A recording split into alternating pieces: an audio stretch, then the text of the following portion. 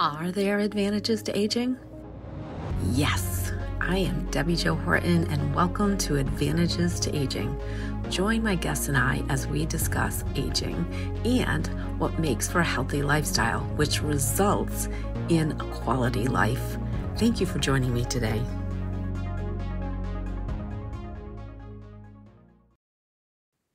Welcome, listeners, to another episode of Advantages to Aging. I'm your host, DJ Horton, and today I have with us the one, the only, the absolute incredible Cathy Weaver. She's a full-time entrepreneur for the last 16 years, but she's also an author, a speaker, and a trainer, and the most amazing servant leader you could ever meet. Welcome to the show, Cathy.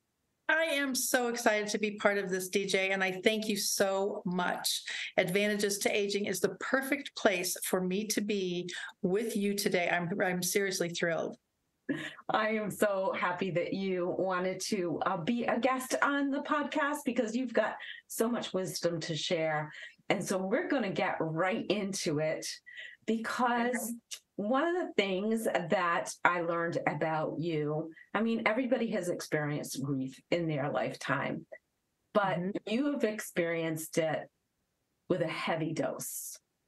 So I'm assuming that's one of the reasons that prompted you to write about grief, but make me positive that that is. What is the reason that you decided that you needed to write about grief?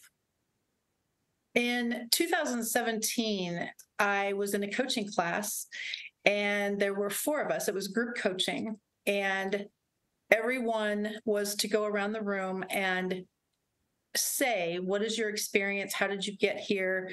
And it wasn't a grief coaching class. It was a coaching class basically on business. And the coach said, tell me your story. And she started with me, and I said, I don't do that. And she said, well, you have to. And I said, I don't talk about my personal life. Let's do business. I don't do that. And so I said, pass. So she goes to the next girl, and oh my goodness, her experiences were, just monumental, horrific.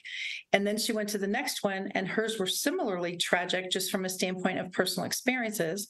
She finally gets back to me, and she goes, hello, it is your turn. And I said, well, I really don't do that. And she said, you really kind of have to. And so I laid it all out there.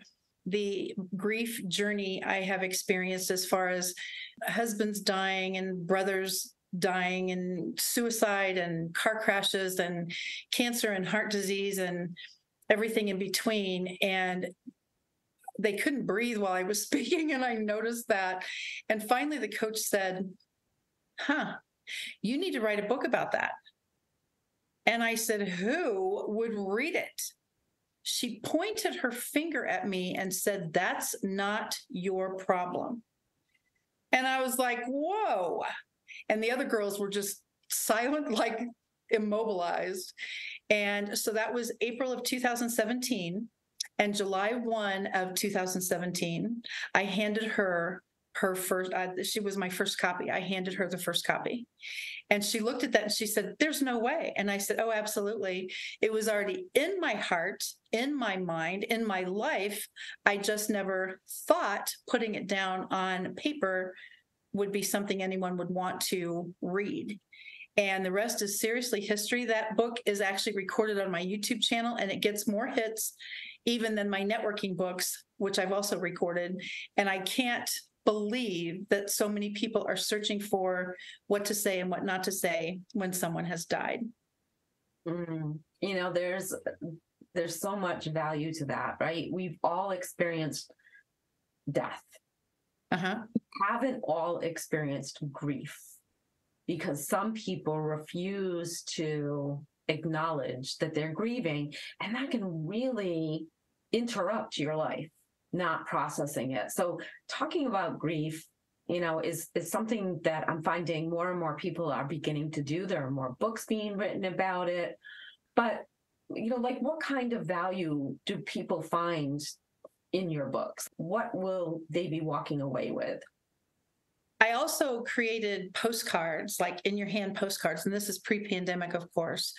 And when I was doing vendor shows and things like that for my business, I had the postcards on the tables as well. And most of the time, the postcards were taken, like all of them, because people were just like, wow. Front of it said what to say when someone has died. The back part said what not to say when someone has died. So I always tell people, once they have gone through my book, whether audio or in their hand, I have paperback copies as well. You have now received your honorary PhD DD, which is personally having dealt with death degree. And that way, once you've gone through the pieces of my book, it's no longer death and tragic and grief and awful. It's homecoming. And depending upon your belief system, the homecoming piece has kind of flipped it for people. So the book has served as a conversation starter. I don't want to talk about that. Who wants to talk about death and caskets and mortality and cremains and all of that stuff? And I'm just like, it is just a part of life, my friends. Every single person, if we live long enough, is going to bury someone we love. Right. Or sprinkle them or whatever you're going to do. And the rest of the story is, I'm sorry for your loss. Everybody says that. I'm sorry for your loss. That makes my brain explode. I did not lose them. They died. If I lost them, I could find them again, and I do not have that option. So when I have gently, usually, explained that to people, what else do I say? Oh my gosh. And so I usually say, may the memories bring you comfort. May the tears someday be washed away with a smile. May you not feel guilty for laughing once your loved one is gone. And I think a lot of times people are too sad to realize that this is just a part of life. And someday they are going to wake up and see the sunshine and go, boom, this is awesome again. It's not instant. And it is definitely a journey, and it's different for every single person I've ever talked to about it. Yeah. And I think that's probably one of the reasons why so many people are uncomfortable with it, is because everybody's journey is different. Oh, yes. A lot of times people think that, like, okay, I'm going to grieve for this amount of time and then my grief is done. Yeah. Good luck with that, right?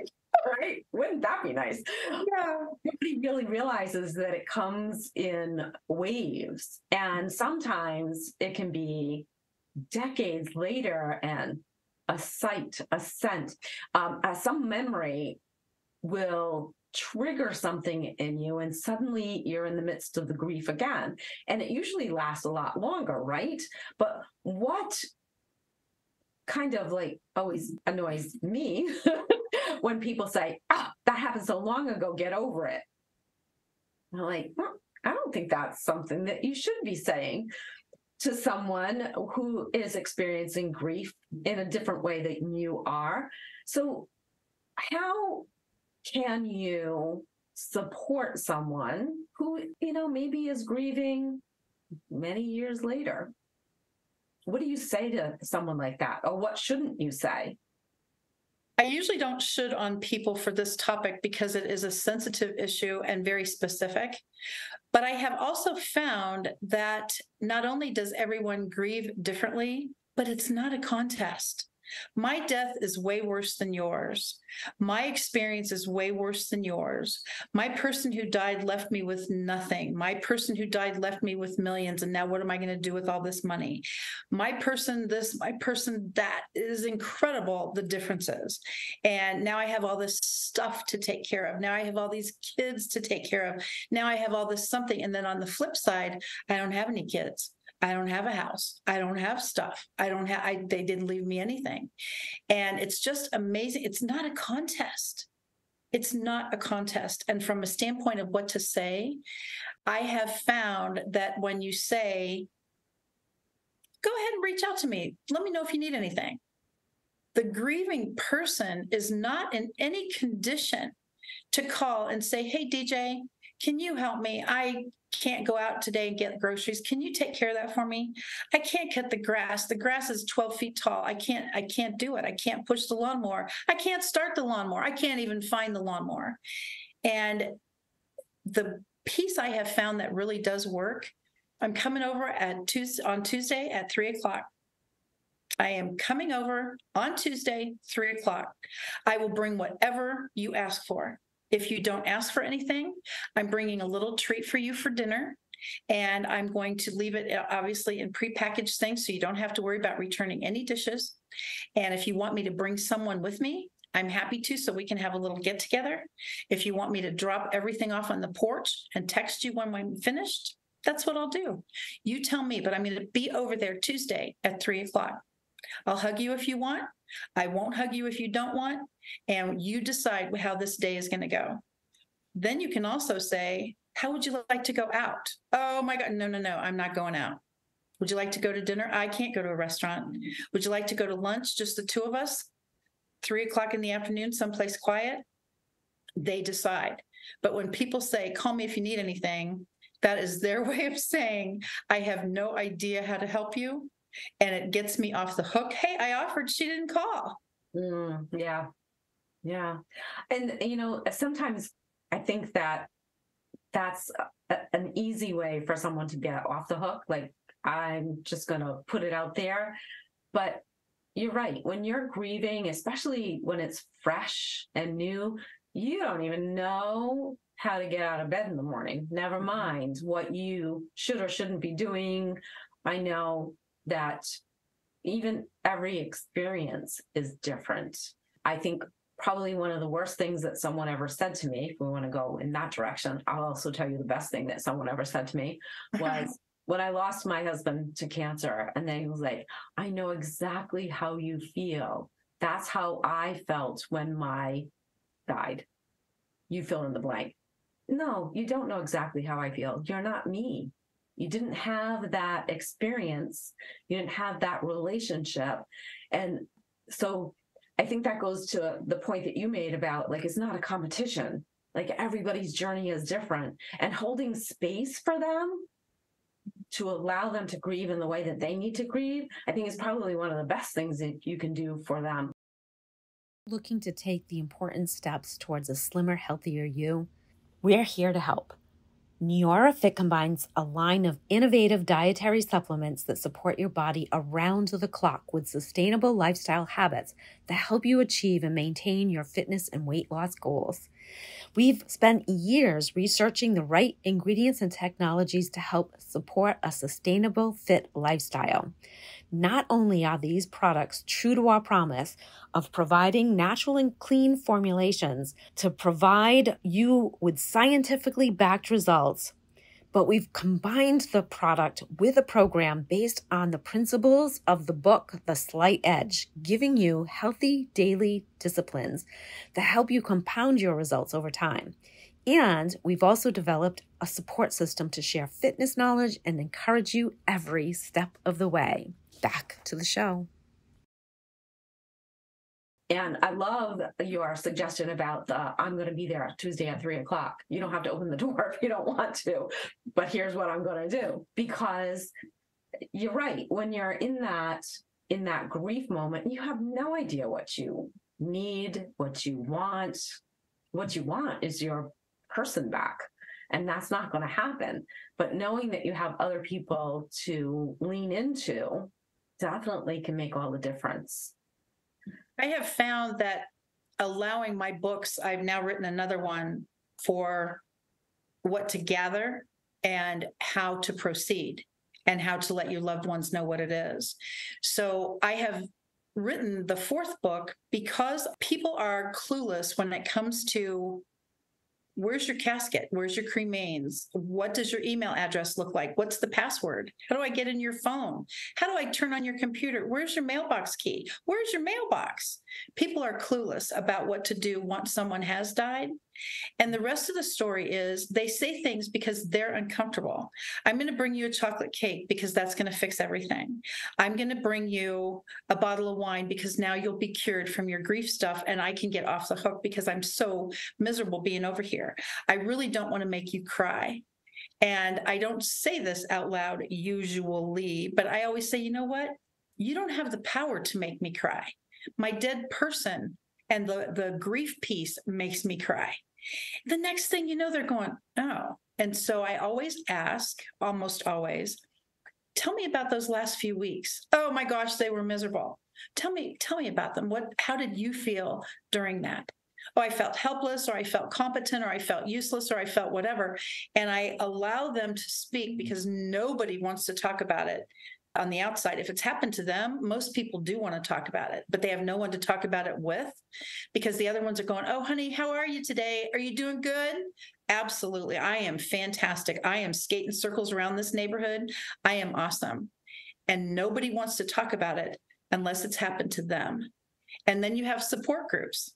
What happens in a support group? Competition. I buried 43 people in 62 days, and you've only done one in 10 years. You have no clue what this is like. Oh my gosh, we're back to the competition again. So my fourth book, honestly, My Final Footprints, is part one is me telling you what to gather. And part two is you telling that special person where everything is and how to proceed on your behalf. Do you want social media to know about your death? Do you want your funeral to be open to the public? Do you want jewelry made out of your cremains? Do you want a casket open or closed during the service? Ew, I don't want to talk about that. Nobody wants to, but my friends, we are not getting out of this alive. Mm-hmm. And I love to be able to have an offer, a conversation starter. And these two books have definitely done that. Yeah, that is so important to really discuss what it is that you want, because a lot of times we think that we do when we do our will, but your intention behind the words on that piece of paper are never interpreted the way that you meant them to be, ever.